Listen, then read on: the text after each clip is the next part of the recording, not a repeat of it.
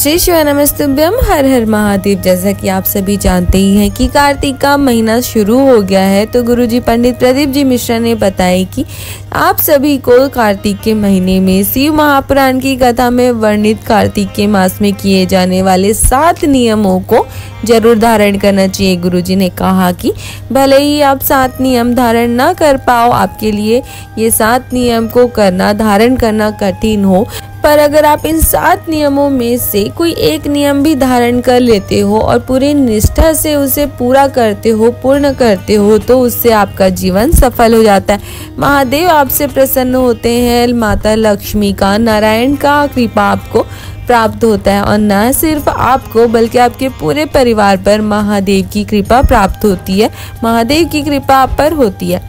तो चलिए जानते हैं कि कौन से हैं वो 7 नियम गुरुजी ने जो बताए हैं। लेकिन वीडियो को शुरू करने से पहले अगर आप हमारे चैनल पे नए हो तो हमारे चैनल को सब्सक्राइब कर लीजिए, ताकि आगे भी आपको ऐसे ही गुरुजी द्वारा बताए गए विशेष तिथियों के विशेष व्रत नियम उपायों की जानकारी के साथ साथ गुरुजी द्वारा बताए गए शिव महापुराण की कथा के विशेष बातों और विशेष उपायों की भी जानकारी आपको ऐसी ही प्राप्त होती रहे। तो चलिए अब वीडियो को शुरू करते हैं। तो गुरुजी ने बताया कि शिव महापुराण की कथा कहती है कि सबसे पहला कार्तिक का जो नियम है वो होता है दीपदान का। जब कार्तिक के महीने में कार्तिकेय जी ने तारकासुर का वध किया था, तारकासुर को मारा था, तो माता लक्ष्मी और नारायण जी ने कार्तिकेय जी को वर दिया, कहा कि जो भी व्यक्ति कार्तिक के इस महीने में, इस मास में दीपदान करता है तो उसके घर में कभी भी धन संपदा की कमी नहीं होती है। उसके घर में धन संपदा का भंडार हमेशा भरा होता है, उसका घर दीपक की रोशनी की तरह खुशियों से जगमगाता रहता है।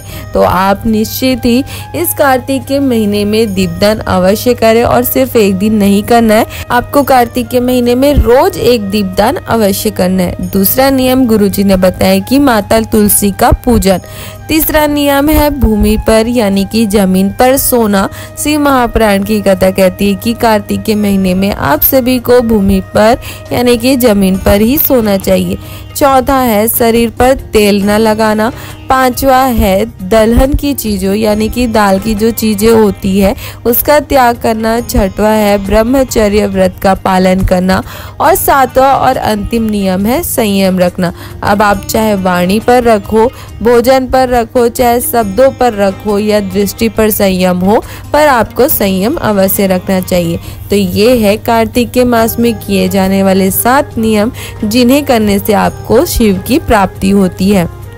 अगर आप ये 7 नियम नहीं भी कर पाते हो, आपसे ना हो पाए, तो भी आप इनमें से कोई भी एक नियम धारण कर सकते हो, तो आपको अवश्य करना चाहिए। पर आपको उस नियम को पूरी दृढ़ता से पूरा निभाना है, उसका पूरा पालन करना है। निश्चित ही मेरे महादेव की कृपा, माता लक्ष्मी की, नारायण की कृपा आप पर अवश्य होगी। आप कार्तिक के 1 महीने में दीपदान करते हो, 1 महीने माता तुलसी पर जल समर्पित करते हो, तो निश्चित ही आपके जीवन के सारे दुख तकलीफ कष्ट कार्तिक के महीने के जाने से पहले ही चले जाते हैं और आपके जीवन में खुशियां आती है, सुख शांति समृद्धि आती है। तो ये बहुत ही विशेष जानकारी थी कार्तिक के मास में जो सभी को करना होता है। अगर आपको शिव महापुराण की ये जानकारी अच्छी लगी हो तो आप हमारे वीडियो को लाइक कर सकते हो और अपने परिवार वालों के साथ या अन्य शिव भक्तों के साथ इसे शेयर भी कर सकते हो, ताकि उन्हें भी कार्तिक मास की ये बहुत ही विशेष जानकारी प्राप्त हो सके और वो भी इन नियमों को धारण कर महादेव का कृपा, माता लक्ष्मी की कृपा, नारायण जी की कृपा प्राप्त कर अपने जीवन के सारे दुख तकलीफ कष्टों को दूर कर अपने जीवन में आनंद और सुख की प्राप्ति कर सके। हर हर महादेव।